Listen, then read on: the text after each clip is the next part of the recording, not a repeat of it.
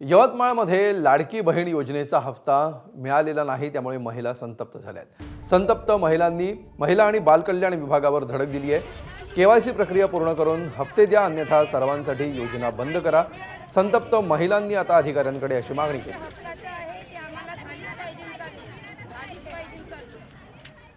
8 दिवस झाले इथे चक्रा मारत आहे आणि 2 महिने झाले।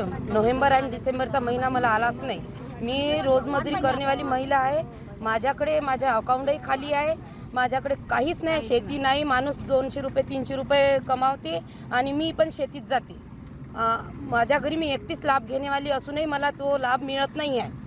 आता अशी परिस्थिती झाली की ज्या महिलांनी केवायसी चुकीची केली आहे त्यांचा लाभ शासन स्तरावरून बंद झालेला आहे।